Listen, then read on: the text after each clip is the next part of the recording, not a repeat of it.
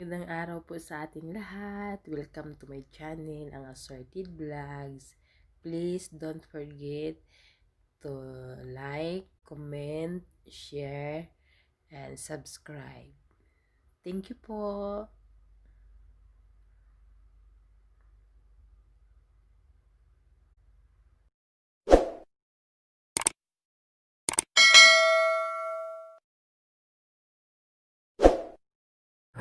Unahin na po natin ang ating mga balita, no? Naku po, isa na naman pong fake news ang pinakalat ng mga walang magawang maganda sa buhay. Obvious na walang katotohanan ang balita nga ng Metro Manila ay mapapasailalim sa Modified Enhanced Community Quarantine o MECQ sa gabi ng 19 ng Disyembre hanggang sa katapusan ng Disyembre. 21 na po ngayon, GCQ pa rin po ang buong MAYNILAAN. Fake news din na magkaka-lockdown daw po mula December 23 hanggang January 3, 2021. Ito po yung mga walang hiya na gusto lang sirain ang ating Pasko. Ang presidente po ay nagbibigay ng kanyang community quarantine decision para sa buwan ng Disyembre base sa rekomendasyon ng IATF. Buwana na po ngayon ang classification. Ang susunod na desisyon ay para sa Enero ng susunod na taon pa. At malalaman po natin kung ano yung classification na yan sa huling linggo po ng Disyembre. So habang nagbabakasyon ng lahat, tayo po ay magmi-meeting sa IATF at tayo po ay magpapatuloy rin po ng ating press briefing para malaman ng taong bayan kung ano ang magiging quarantine classification ng Enero. Now, wag natin sanang sirain ng iila ng ating Pasko at ang ating pagsalubong ng bagong taon ng mga peking balita. Mga walang magawang mabuti, pwede ba ho? Manahimik na kayo dahil Pasko naman. Please lang. Sa mga naalarmas na sa inaasahang pagtaas ng mga kaso ng COVID-19 ngayong Kapaskuhan, ito po ang latest figures. Hindi pa naman po tumataas. Kaya lang, kinakailangan paalalahanan kayo na kinakailangan mag-mask, iwas at hugas dahil kung hindi, baka nga po tumaas. Pero sa ngayon, hindi po pa tumataas. Wag na po nating pataasin. Yan ang pakiusap ng ating presidente. Ano ba hong ating mga COVID update ngayon? No? Meron po tayong 21,708 active cases as of December 20. Sang-ayon po yan sa DOH. Sa mga aktibong mga kaso, 90% ay mild at asymptomatic, 6.4% ay critical at 3.2% ang severe. Ito naman po ang mga bilang ng mga gumagaling. No? Magkakalahating milyon na or 429,134 ang gumaling or 93.3 ang ating recovery rate. Bagamat nasa 1.95 ang ating case fatality rate, malungkot pa rin po ito. No? Nakikiramaw po kami sa mga pamilya at mga mahal sa buhay ng 8,947 na binawian ng buhay dahil po sa COVID-19. Dito naman makikita sa graphics ang confirmed COVID-19 cases by adjusted date of onset ayon sa DOH.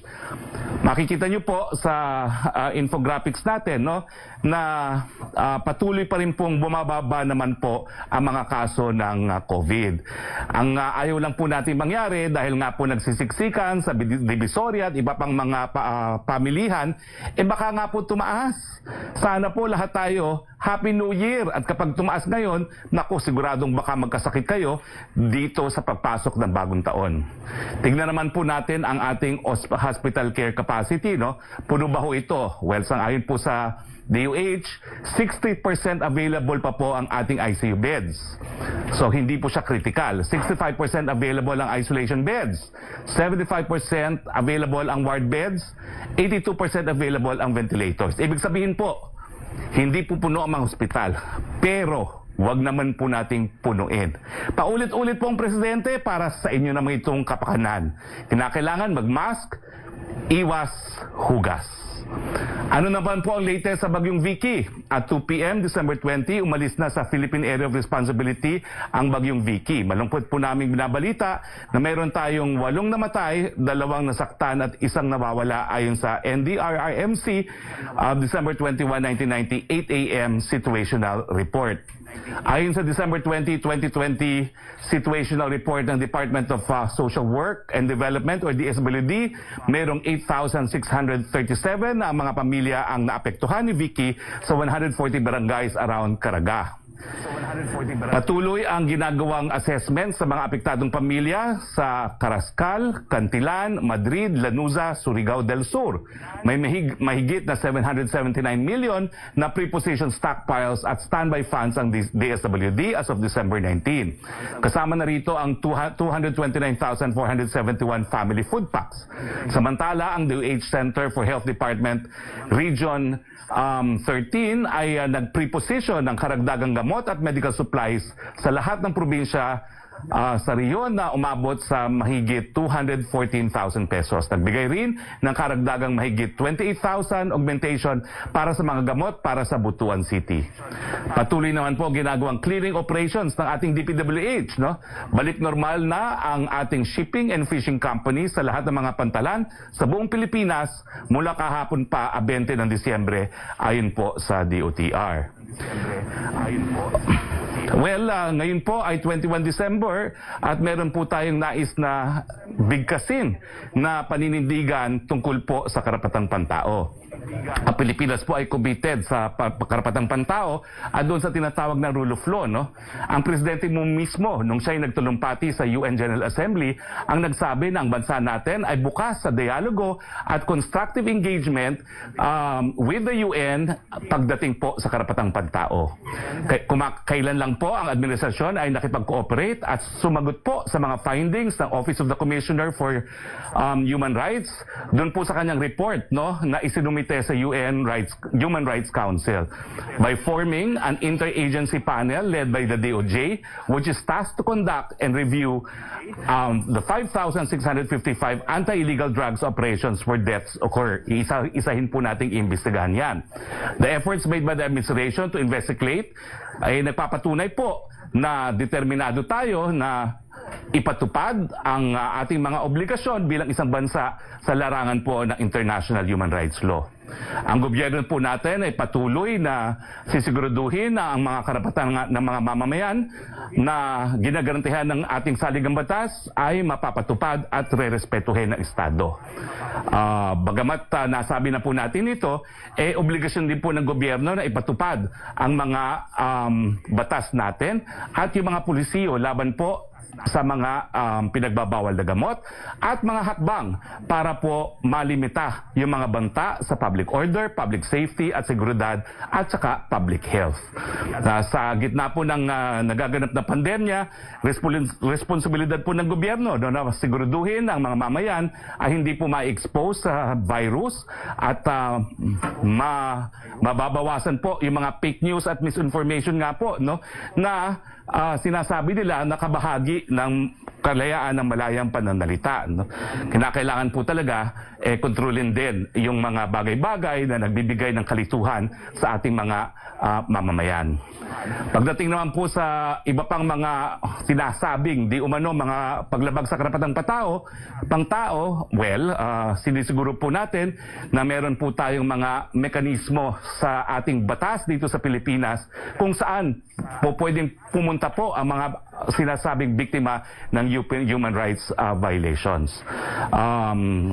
Well, sabi nga po ng sabi nga po ng UN mismo, yung Office of the High Commissioner on Human Rights, na, and I quote, legal, constitutional, and institutional frameworks in the Philippines contains human rights safeguards as well as checks and balances. Nanggaling na po yan sa Office of the High Commissioner on Human Rights na sapat po ang mekanismo natin sa Pilipinas para mapatupad ang karapatang pantao. The government maintains that the rule of law is sacrosanct in the Philippines. Any offense committed by law enforcement or otherwise will be dealt with in accordance with due process.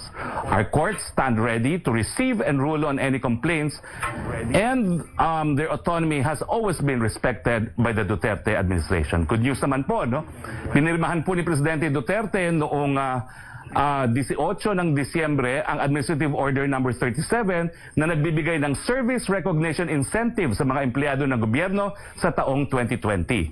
Makikita nyo sa sumusunod na slide ang mga kondisyon sa pagbibigay ng Service Recognition Incentives. Basahin po natin to. Well, bago po tayo magpatuloy sa ating open forum, meron po tayong bisita. No? Ito po ay walang iba kundi ang Country Director na Asian Development Bank, si Mr. Kelly Bird. Mr. Bird, thank you for joining us.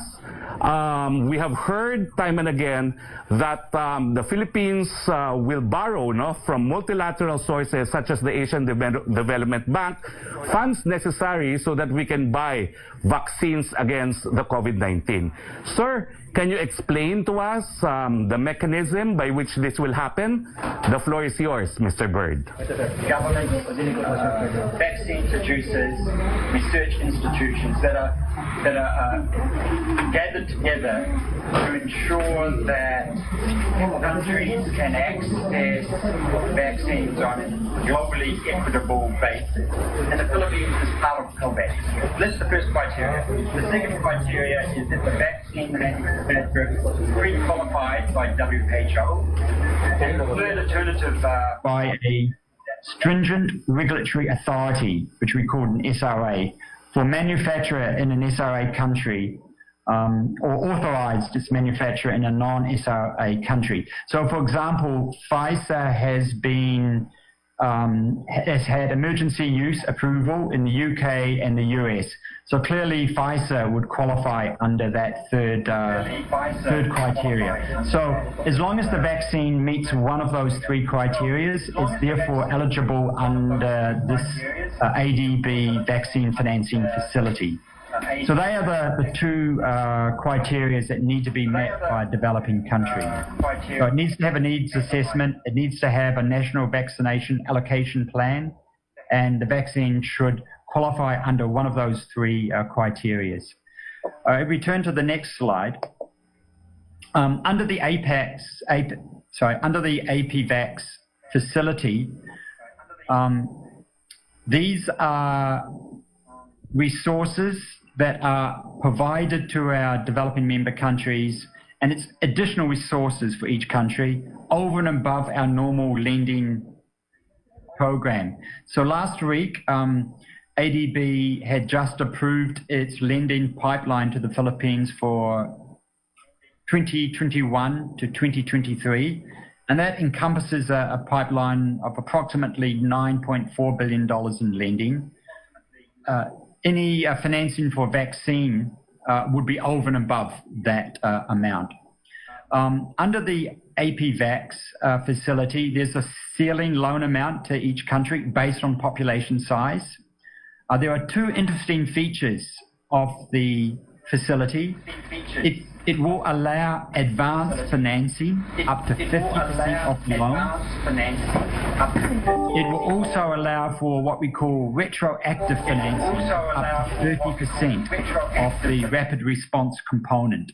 That means if the government incurs expenses, the loan can then also cover those prior expenses by the government. Now, in terms of advanced financing and retroactive financing, as long that the total of both of them combined should not exceed 60% of the loan amount.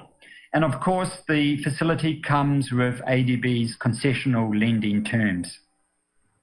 Now, if I turn to the Philippines, and this is my last slide. The Philippines can access between $400 and $500 million lending for vaccine procurement. At the moment, the government has requested approximately $325 million from the first component of the facility. That's the rapid response component. And that's dedicated for financing the procurement of vaccines.